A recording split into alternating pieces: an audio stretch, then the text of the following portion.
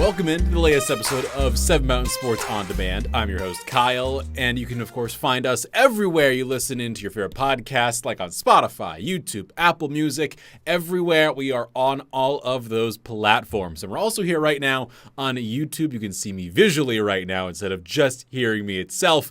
Today, we have a lot to break down. A lot has happened. We have to talk a little about what's going on in the NFL with the coaching hires finally being wrapped up. Combine week just a couple weeks away at this point, and we have some combine news to break down, but that is not all, as of course we have some NBA action to discuss, NHL getting involved a little bit as well, and I don't know, some sport having spring training pop up. We'll discuss all of those coming up, so do not go anywhere. We'll break all of it down right here on 7 Mountain Sports On Demand. This is 7 Mountain Sports On Demand. I am your host, Kyle. And, well, the NFL coaching carousel has wrapped itself up just a couple weeks ago. We found the last hire, Kellen Moore, fresh off a Super Bowl victory, is now the head coach of my favorite team, the New Orleans Saints. So let's go through the coaching hires that have gone on so far. So, of course, Kellen Moore is the new head coach of the New Orleans Saints. He's bringing Doug Nussmeier, the QB coach of the Eagles, along down with him as his offensive coordinator. Brandon Staley, the former Chargers head coach, is going to become the New Orleans Saints' new defensive coordinator. It's what got him well known when it came to his different organizations. So he is now in New Orleans in the Big Easy. But someone who is not in the Big Easy, who's gone up north a little ways to Illinois, Mr. Ben Johnson, the former Detroit Lions OC, is now the Bears head coach. You've got him. The Raiders hired Pete Carroll. Patriots got Mike Vrabel off of 1 year away from the sport. Aaron Glenn is with the Jets. The Jags have Liam Cohen. Go Duval, or whatever he weirdly says out loud. Then, the one that shocked us all, the Cowboys going with Brian Schottenheimer. Out of nowhere, the man who's been an all-time coordinator finally gets a head coaching gig, and it's in Jerry World nevertheless. The coaching hires wrapped up. No Belichick, of course, as he is in North Carolina with the Tar Heels. But I'm intrigued to see how these coaches pan out. Ben Johnson has a lot of hype, could have taken jobs last year, did not. Same with Kellen Moore. And now the pair of them both land these gigs in New Orleans and in Chicago, and we'll see how they pan out. I tend to think the Saints are going to take a hot minute for Kellen Moore to get right. There's a lot of problems in that organization. As a Saints fan, I see all of it myself. There is a lot going on there, and it's been discussed a little bit as well on Sports Talk with Steve Jones. You could find that on YouTube. But it's interesting to see who was hired where, and we'll see over time who sticks around, who's a one and done, two and done. I think it'll take a few years to really see how these guys pan out. I do tend to believe more in Ben Johnson and Aaron Glenn than others. The Detroit Lions coordinators both found themselves in these gigs, and they are as good as they get.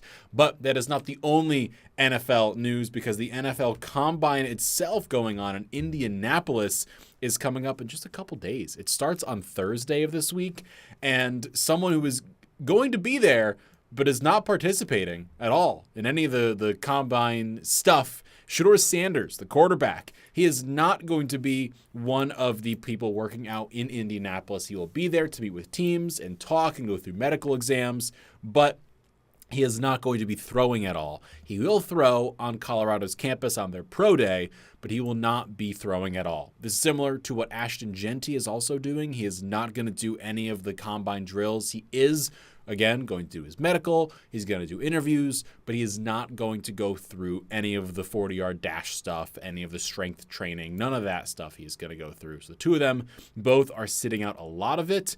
And, of course, they're not the only ones who have sat out these combine stuff. So you go back to last year, Caleb Williams did not throw. Jaden Daniels didn't. Drake May didn't. So 3 of the top quarterbacks didn't throw last year. So it's not uncommon to have this happen.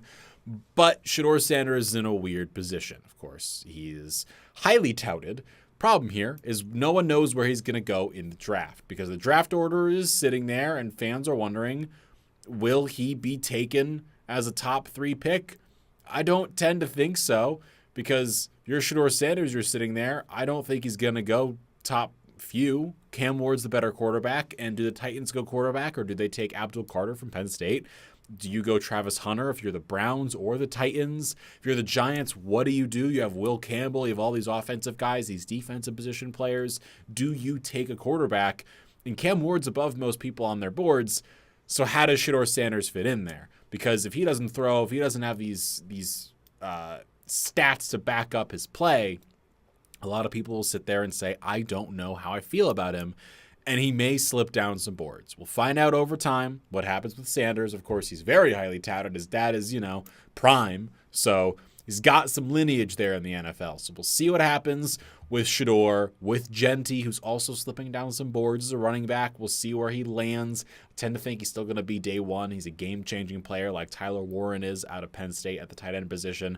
So we will see what happens with the pair of them. But neither is going to work out in Indianapolis in the Combine, which goes on starting on Thursday, runs through Sunday, and we'll see those drills over the few days that they are in Indianapolis, Indiana, which I'm excited to see. I love the Combine. It's always fun. It's always fun to watch on NFL Network. I love Rich Eisen. I love watching the coverage of it, the 40-yard dash, everything. It's incredibly fun to watch, and I'm excited to see what players rise up the boards and who falls because of their Combine abilities. There are a lot of podcasts, a lot of social media platforms, a lot of sports games going on all throughout Happy Valley. And the best place to find all of those details and information is on our website, 7mmsports.com. Over there, you can find the full schedule of all the sports going on here in Seven Mountains Media and Seven Mountains Sports. You also can find the latest episodes of all of our podcasts, Sports Talk with Steve Jones, Scorebook Stories, and more. For all those details and information, head over again to our website, 7mmsports.com.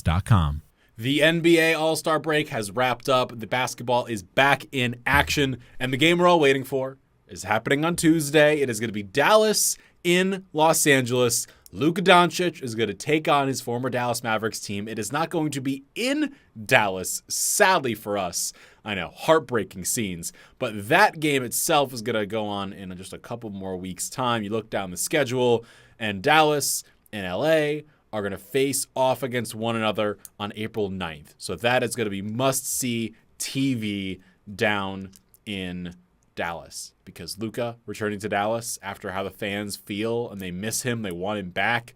Yeah, it's going to be emotional in April. But for now, Luka does get a shot at the team he used to be on, and Max Christie will play for, of course, the Dallas Mavericks. No Anthony Davis. He is still out injured, so we will have to wait on him. But Luka's going to get a crack. Nico Harrison is going to be in the crowd somewhere, the owner of the Mavericks, but he's going to be in Los Angeles. It's going to be a little bit easier for him than if he was in Dallas.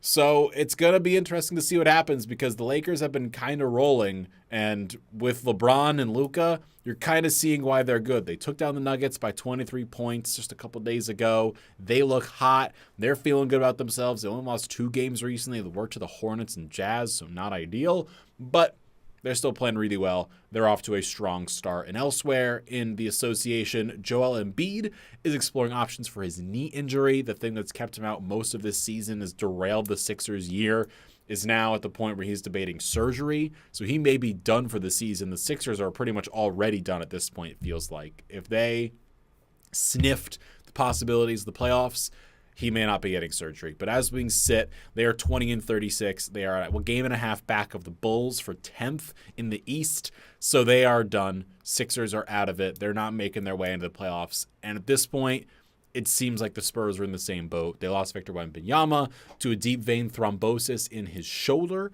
So we are unsure of his condition at the moment. He is done for the season. The hopes are he'll be back in time for next season, because Wemby was probably going to be Defensive Player of the Year, was going to make his way onto All-NBA. They had a chance, the Spurs, of making their way into the playoffs, but without Wemby, you're kind of screwed. They got De'Aaron Fox. That's cool and all. Wemby is this team. Without Wembanyama, Spurs don't have much, so they are now sitting here without their star big man from Paris, from France. And along with the Spurs, we are sending our thoughts and prayers to Coach Greg Popovich, who it has been announced is not expected to return this season to the coaching sideline following a stroke he suffered in November. This is something that happened in November, and all of a sudden Popovich was out. It was not announced what happened outside of a medical event. Now we know it was some sort of mild stroke. He is recovering. He is at least okay as of this moment. We are sending our thoughts and prayers to both Wemby and to Greg Popovich, wishing them both a speedy recovery, because I love seeing Pop on the sidelines. He is as good as they get. He is as incredible of a coach as they are, and he's always got his fun antics going on. So we're sending our thoughts and prayers to Greg Popovich. Sports news happens almost every single second of the day, and the best place to keep up with all of the different sports news and content and the latest clips of all of our shows is over on our social media platforms. Find us on Twitter at Sports7MM, the numeral 7, so Sports7MM on Twitter or X, and then on Facebook at 7 Mountains Sports. Go over the latest content, news, and things going on here with 7 Mountains Sports and all things 7 Mountains Media. I don't do that hockey, as Chance the Rapper once said on Saturday Night Live, but I do love me some Alexander Ovechkin. Ovi has found himself in rare air right now. He is sitting there with 13 goals away from the all-time record of goals in the NHL, 13. And then he will pass Wayne Gretzky with most all-time. Gretzky's record is 894. Well, Ovi is closing in on it, and he's missed 16 games this season due to a broken leg. So at this point, who knows? The dude is climbing. There's 25 games left, so he needs a goal a game basically, or every other game. And then the record's his, so we will see what happens with Ovechkin if he can clear it off this season, if he's forced to come back for one final season just to get the goal mark. At this point, dude deserves it. He's as good as they get, one of the best goal scorers of all time in the NHL, and he's done it every single year with them Washington Capitals. We do love us a little bit of Alexander Ovechkin. I know I may not be a hockey fan, but I am an Ovi fan. I am also, by the way, fan of sports, fan of soccer. And well, soccer had itself an interesting weekend in the Premier League as my Arsenal FC lost to West Ham United, knocking them just about out of the Premier League race, the picture for the ending, for it all, to win the Prem. They are just about done now. Arsenal find themselves sitting one match behind and 11 points behind Liverpool. And the league is over. League is done. Liverpool have it. As long as they don't mess up these next 11 games, they are pretty much set in stone to be Premier League champions of the 2024-2025 season. The first under Arne Slot, the new head coach. And Arsenal sit there as a fan of them myself, heartbroken, battered, hurt. But it's the life of an Arsenal fan. And that will wrap us up here on 7 Mountain Sports On Demand for today. Of course, find us and listen to us live on Spotify, YouTube, wherever you get your podcast from. Find the live video where I am right now with something in the background finally. Over my left shoulder, we have the Thunderbolts poster because we grabbed that during the Captain America premiere. So thought we'd put that up here on the screen so we can have it up here. And you see a little note here as well from our main man, Alec, when he was in the studio. Alec, of course, the host of Scorebook Stories. So you can head on over and listen to that as well, wherever you get your podcast from, and on the 7 Mountain Sports On Demand or 7 Mountain Sports YouTube page. Thank you for listening in to your boy, Kyle. Find us 7 Mountain Sports over on social media at 7MM Sports on Instagram, 7 Mountain Sports on Facebook, Sports7MM on Twitter, and also over on YouTube.